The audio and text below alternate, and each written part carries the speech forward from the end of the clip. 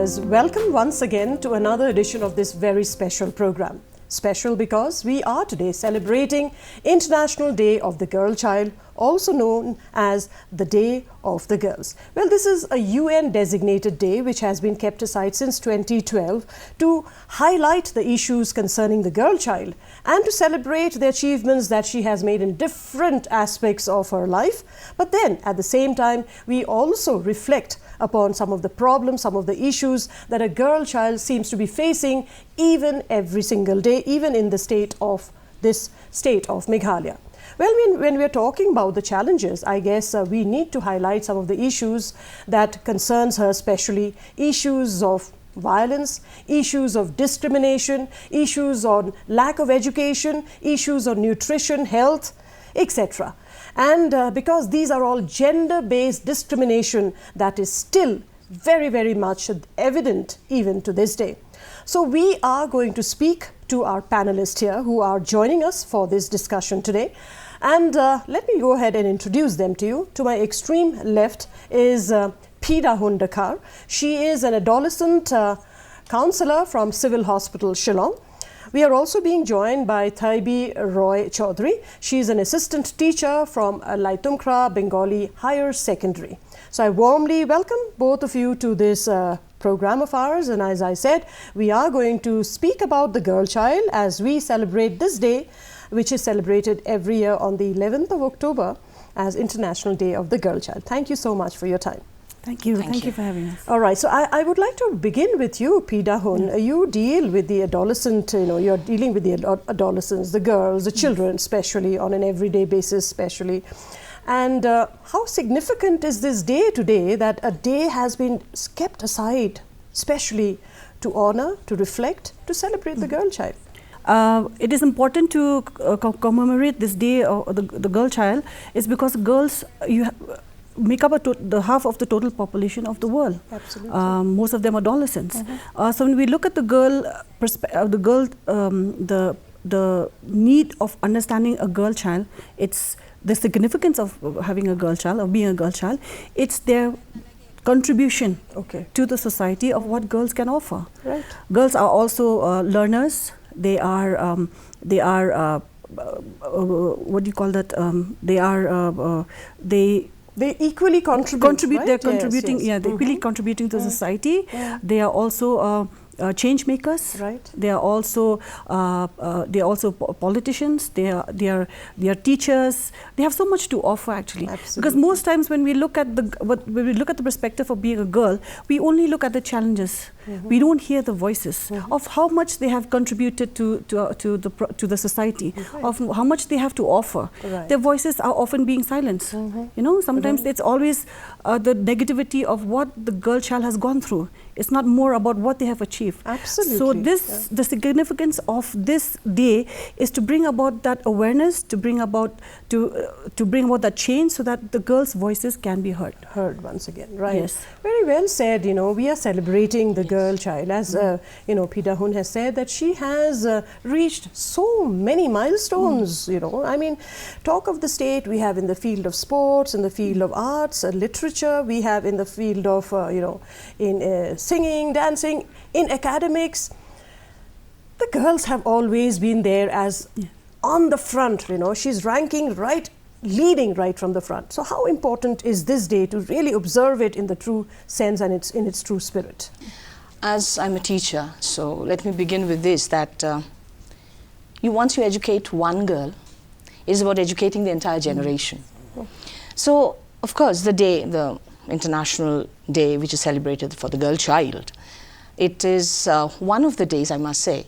But isn't it a fact that why should it be just one day that we take into consideration that we need to speak about this, we need to highlight this, because it should be an ongoing process. Right. It's not about the policies that are formulated, it's not about the conventions that have come into place, but how we execute them, how it is carried out, what is being implemented, and how far are these policies which are now being formulated helping the girl child to have a voice of her own. This is something very, very important. So what I feel in today's world, like being an educator, I've been teaching girls for more than 3 decades now. And this is what I feel, that putting a voice in each of the girls, that they should have the voice to speak for themselves. Like there is a situation where maybe, you know, there's this girl child who's sitting in the classroom and is not even able to, you know, answer a question or raise up the hand just to say that, you know, I won't answer. Maybe she is aware of what has been asked, she knows the answer. So just saying something very simple as, you can speak, you have a voice. I think that would empower a girl child. Absolutely. So I think that is the essence of, you know, celebrating such a day. Yeah, because, you know, as I said, the achievements that the girl especially have made is now really a lot, right? But in a sense, having saying that, amplifying the achievements of the girl doesn't mean that we do not reflect on the situation that she's so often pushed into, especially just because she is slaughtered, or she's slaughtered on her based on her gender. Because these discrimination is gender based. So Peter Hun, so when we come to the state of Meghalaya, I mean, every other day, I mean, it's surprising that this state also, we would never have thought that, you know, the cases of discrimination or cases of violence, of arson, that a girl so often faces, even little children. Quick thoughts on this. What is, because you've been working in the field, what are some of the issues that needs to be highlighted, especially when we talk about early marriage, when we are talking about single motherhood and so many others? Let's raise those issues concerning the girls especially. Yes. We look at young girls on the ages of from 10 to 19 years of age, where we are looking at the girl child. We are looking at many situations where there has been a lot of contributing factors of why these girls undergo these situations. In our state, when we look at the scenario of what the girl has been going through, we have a lot of situations like out of school. We have a lot of out of school girls that are not attending school because of situations like, or factors like early marriage. Early marriage, and then we're also looking at teenage pregnancy, which is actually on the rise in our state. When we look at areas where, you know, some areas we think, oh, this might not be prevalent in this area because it is rural, or this area is a little urban, or that does not play a role anymore. Because this issue of a teenage pregnancy, an issue of out of school, are actually happening each and every day in every corners of the state.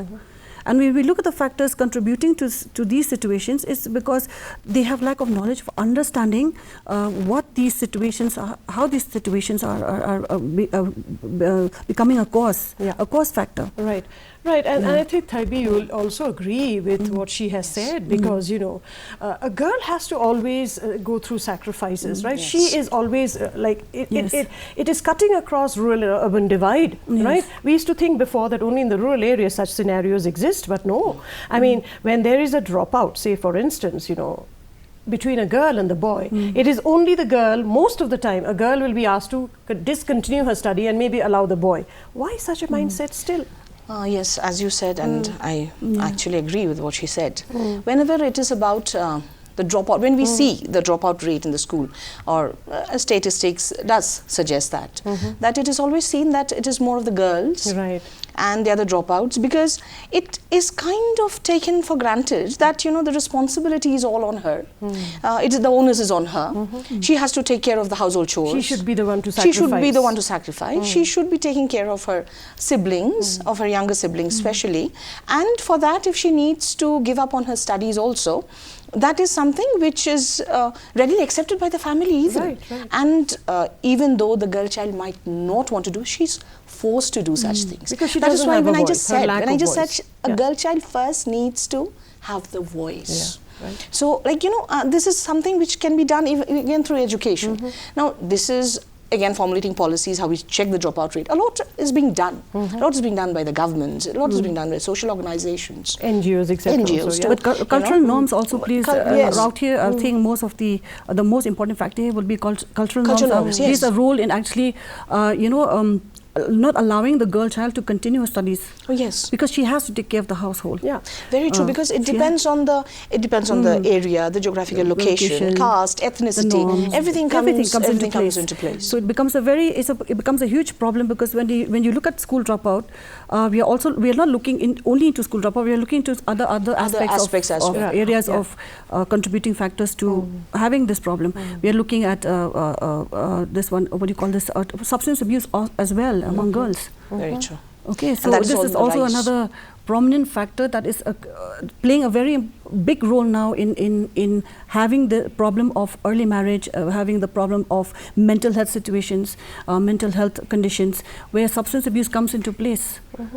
Okay, so this also becomes a contributing factor to having the girl child being out of school. Absolutely. So when we are talking about early pregnancy amongst the girls is also very, very high. Single motherhood, and therefore what happens is that early motherhood, and that is affecting the health, because we need to talk about the girls' health also. Absolutely. What has been your kind of study that you have conducted, and what does the scenario speak of? Programs that we have, we conducted the program from our department. We have the RKSK program, where we have these outreach programs where we go to schools, mostly to schools and to the community, where we have in coordination with the teachers, the principals. We have people in the community like the headman or the women's group or the youth groups, where we bring about awareness on a platform where it is very important, especially at the school level, where such information should be disseminated to young girls as early as 10 years old, as early as 9 years old, where we have these programs in school where we target classes 5, from classes 5 to 12. Because every information is important. Apart from the fact that they have all these, discussions, probably have discussions at home, but school also plays a very important role in bringing about these changes. Because as of now, when we look at the scenario of the age group of between the early adolescents to the late adolescents, so changes are very important, that they are imbibed with information right from very early onset of adolescence, so that they are instilled with life skills. They're able to face these challenges. They are able to have the knowledge to understand which one is the healthy choice, which one is not a healthy choice. Right. So in that way, they can actually influence oneself, so that they make these the healthy correct choices. decision and choices for themselves. Talking about sex education, because you come from an educational institution where there are boys as well as girls, it's equally important to educate the boys also, I think, as much as the girls, because decisions are just taken on the spur of the moment without realizing its consequences, and the consequences can be so devastating. And most of the time it is the girls that has to pay the price of it, right? I mean, she has to be left with fending, taking care of that little baby maybe she has got in her lap. Now, coming to another aspect, which is violence. I mean, both of you will agree that in a place matrilineal society, and we thought that we are quite emancipated when it comes to the condition of the girls, etc. Yet every other day there are reports that a girl has been specially molested, harmed, even killed lately. Your quick words on it, why do you think there's a sudden drastic increase, or was it always there but under the wraps and now it is coming up more? Actually, it was always there. I completely agree. It was always there, and maybe it was under the wraps, but now with because we have a lot of exposure. Right. Anything which is happening is today on social media platforms, so we come to know about a lot of things. The girl child being molested, there are rape cases, and whenever such cases we hear of them, the first thing which comes to my mind is that the first thing is being ostracized, being blamed. Right. That is something which shouldn't happen, because because we often hear the girl was out at night, the girl was wearing this, the girl was doing that. So why is it that we are being categorized and we are always being labeled? The girl child is always being labeled. So, suppose the classroom is one of the safe place for a girl. Now, we teachers give them books. I think it is more important to give them beliefs. Other than giving lessons, it is more important to give them self-confidence. And also at the same time to teach them that, now this is something which people might not agree to what I say, but yes, maybe at that very moment the girl might not be in a situation, might not be in a position to defend herself. But even then, I think, empowering the girl, not only having that positive mindset with which she can fight back such things. But also, as ma'am was mentioning health out here, I think a girl child also has to learn a few skills of, you know, life skills of self-defense. Yes, that is, which is very important in today's world. And after that also, there are situations, there are incidents which happen, and it is very unfortunate. Even in schools where, like co-educational schools where I teach, this is something I think before starting with the girls, shouldn't we start with the boys? Right. Absolutely. Shouldn't we start with the male child? Tell me, the male child. Should empower. Empowering the girl child is a very different thing altogether. We teach skills. We teach them about safety measures. We teach them about, you know, combat strategies. But why is it that we do not first approach the boys in the classroom? That's a very significant point, you know, because, you know, we pamper the boys so much. I mean, especially in mainland India, maybe not so much in the state, but a boy's birth is celebrated with a big, you know, huge celebration. Here, of course, people love to have the girl, and rightly so. Why not? Because she is so meaningfully contributing.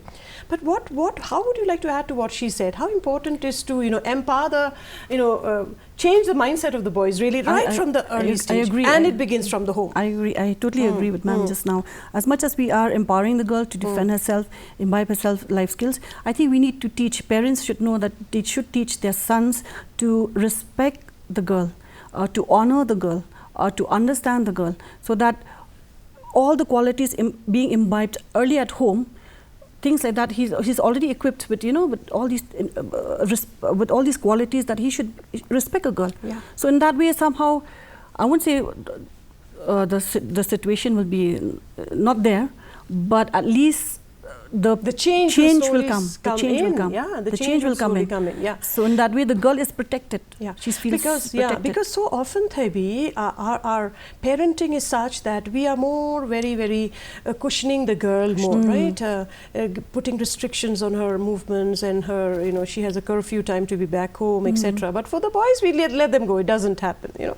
But don't you think equality is the need of the hour now? The way we parent our children too. Yes. There shouldn't be anything called gender discrimination. It is very heartrending also as a teacher when I have to enter a class and I have to give them a lesson on gender discrimination.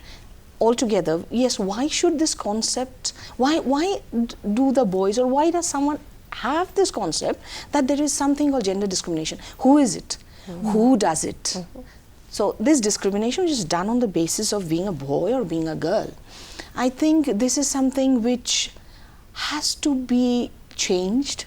It has to be addressed by the society, right? And for this, I think parents at a certain stage also, I'm not saying all the parents, but yes, majority of the parents also have to bring about a change in the pattern of thinking. It cannot be the same thought process which has been going on since, you know, ages or eons, that protect the girl child. The girl child is supposed to be, you know, something like, there's a beautiful poem about a bonsai. So, you know, like, you know, it's pruned and it is decorated, so it's kept in a corner. A girl child is not a bonsai. We cannot even expect, or we cannot think that, like, you know, being decorated and being kept like a bonsai, because you're there. Yes, and you are the fair sex. You're the one who has to be protected. You are the one who needs to have parental control. This mindset, it is not only about changing the mindset of the parents. When we rear up our children, when we rear up our own sons and daughters, when we are teaching in school, this is something which should start right even before the adolescent period. It should start right from the kindergarten stages. Absolutely. Equal opportunities to give to both the boys and the girls. Yes, P. Dahon, you did say that, you know, the school plays a major role, but I think the parents, I think where a child spends more time, they should be more aware of their children, you know, and spend more time with them. Technology has taken over every facet of a child, irrespective of boy or a girl, right from birth. You know, and that as the child is growing up, they tend to watch and they think that we can also be, but there are certain values, certain core belief system that our society has, which is still inherent and it's still beautiful, that we can still nourish and we can still nurture and it among our children also. Therefore, in the core of all things, therefore, who's responsible to bring about changes, you feel? I think parents, I think home is is where everything begins. Home is where the heart is Right. as well. So I think parents should actually make efforts, should put more efforts in being a friend to their children. More than, yes, definitely being a parent is important, but being a friend to a child, being a friend to the daughter, be a friend to the son is more important than anything else. Because with this day and age, when we look at parents, they're so busy. When I say this, I'm not trying to prejudice them because they're busy and they're doing the work. I'm sure they're doing it very well. But I think at the same time, I think efforts has to be done where time and space should be given to the children, especially the girl child. Right. Listen to their voices, give them a suitable a space where they can grow, a safe place where they can grow, where they can learn a lot of things, where they can imbibe in themselves skills so that they're able to handle things when they go out, when they go out of their home. And parents should also take the time to listen to their children. Right. Sometimes children say things in various forms, not particularly verbally, but they say it in their Action also. emotions. Right. They talk Just about slamming the door. just slamming the door, or not Walking away, talking, walking away from them. Those are voices that needs to be heard. So if parents do not see these factors as a sign or signal that they need to understand, they need to be heard. I think that's very sad, because everything starts from home. Right. So if these are being addressed at the very early stage at home, so children are able to understand their skills very well when they come out of their home. Quickly, And boys and girls should equally be taught about the role models, especially girls. Like because you had mentioned something about the world being digitized. It's a digital world today. So I just cannot recall the name as of now. One of our child right activists from India. She is she is in for advocating. She's like absolutely in favor of STEM. So this is how. Another difference which I just wanted to mention, whenever it comes to even choosing the career and the syllabus and what you're going to do after class 10, girls generally are said, why not this? I'm not just mentioning, why not this and why not that? There was this girl in my school, I spoke to him, let's say her name was Afsana. So I'd asked Afsana, why didn't you take up science? You're brilliant at it. Why did you just opt for, humanities? Humanities is equally good, but I understood she would go a long way had she taken up science. And her answer was so heart-rending, it gnawed into my heart actually. She said, because my brother has already taken up science and in the distant future there'll be a lot of money which will be involved in educating him. So I just thought, okay, let him go ahead, let me pursue humanities. And then I just didn't know what to say, but I just said this, that no, you are going to do exceptionally well. Maybe you're going to be one step ahead of your brother, both have my blessings. But when I walked back, when I turned around and I was walking back, that is when I realized that, is this what we call empowering the girl child? Right.